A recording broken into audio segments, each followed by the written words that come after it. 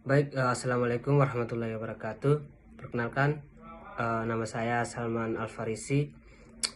Saya mahasiswa di UIN Sunan Kalijaga, Yogyakarta, Fakultas Sains dan Teknologi, Prodi Informatika dengan NIM 2410600570. Nah, di video kali ini saya akan membahas terkait waspada terhadap hadis palsu atau maudhu.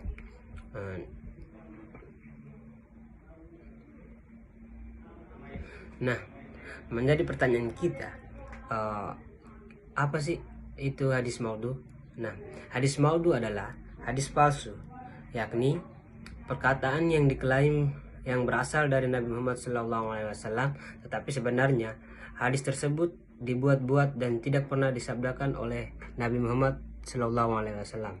Nah, umumnya hadis ini dibuat karena motif politik, ekonomi, popularitas, atau bahkan niat baik tapi tanpa dasar ilmu yang kuat.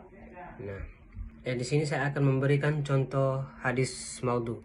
Nah, contoh hadis maudhu ialah atlabul ilmi walau bisin. Nah, saya yakin bahwa mungkin teman-teman tidak asing dengan hadis ini, bahkan mungkin teman-teman sering mendengarnya, ataupun mungkin teman-teman juga sudah melafalkan hadis tersebut. Nah, satu hal yang perlu teman-teman ketahui bahwa hadis tersebut adalah hadis palsu. Hadis ini sangat terkenal di kalangan umat Islam dan sering dikutip dalam ceramah, motivasi pendidikan, hingga dijadikan slogan untuk membangkitkan semangat menuntut ilmu. Secara makna, memang hadis ini mengandung pesan yang sangat positif, yaitu pentingnya menuntut ilmu, bahkan kalau perlu sampai ke tempat yang sangat jauh. Namun, dari sisi keilmuan hadis, para ulama ahli hadis sejak dahulu sudah meneliti sanad dan matan atau isi hadis ini dan menyimpulkan bahwa derajat hadis ini lemah bahkan palsu. Nah, ulama seperti Ibnu Jauzi dalam kitab Al-Mawdu'at menyatakan hadis ini palsu. Al-Albani, seorang ahli hadis kontemporer, dalam kitab Silsilah Al-Hadis Ad-Da'ifah juga memasukkan hadis ini ke dalam daftar hadis yang palsu atau hadis yang tidak sahih. Beberapa ulama menyebutkan da'if jiddan atau sangat lemah, yang artinya tidak boleh dijadikan dasar hukum atau akidah, apalagi disampaikan tanpa penjelasan. Nah, poin pentingnya adalah meskipun isi hadis ini terdengar baik dan sejalan dengan nilai-nilai Islam, tapi kalau sanadnya tidak sahih, maka kita tidak boleh menyandarkannya kepada Nabi Muhammad SAW. Mengapa ini penting? Karena dalam Islam menyampaikan sesuatu atas nama Nabi adalah perkara yang sangat serius. Jika hadis palsu terus-menerus dikutip dan disebarluaskan tanpa klarifikasi, maka kita akan membuka pintu pada banyak penyimpangan.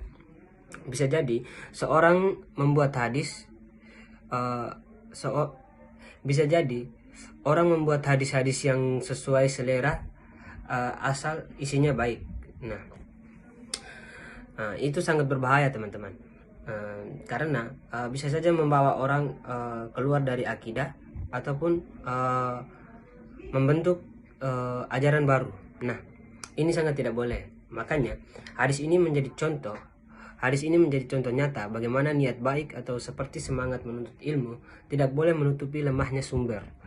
Kita tidak boleh berdakwah hanya karena isi terdengar baik. Harus tetap ada rujukan ilmiah yang sangat sahih.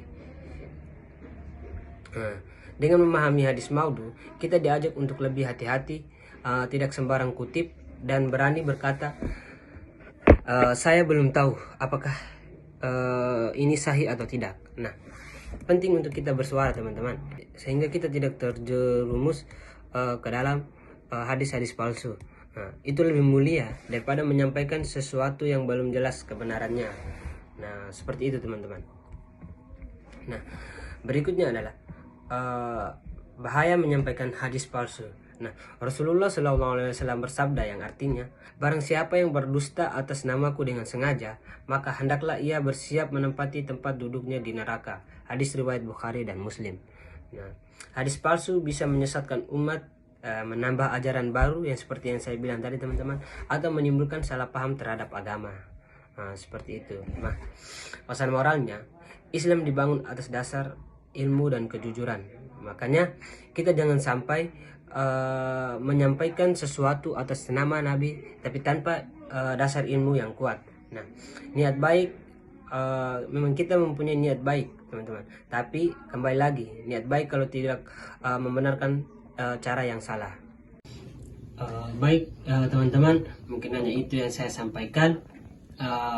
Semoga setelah teman-teman menonton video ini, teman-teman semakin hati-hati dalam menyampaikan hadis. Jangan sampai niat baik dari teman-teman menjadi sumber kesalahan karena menyebarkan sesuatu yang tidak pernah diucapkan oleh Rasulullah SAW. Mari kita lebih teliti mencari atau menggali pengetahuan yang lebih dalam lagi, mencari hadis-hadis yang sahih atau belajar lebih banyak lagi tentang hadis maudhu, sehingga kita bisa tahu hadis mana yang palsu dan hadis mana yang sahih. Ingat, berdakwah itu bukan soal banyak kita berbicara, tetapi seberapa besar yang kita sampaikan. Sampai jumpa di video selanjutnya. Saya Salman Al-Farisi. Wassalamualaikum warahmatullahi wabarakatuh.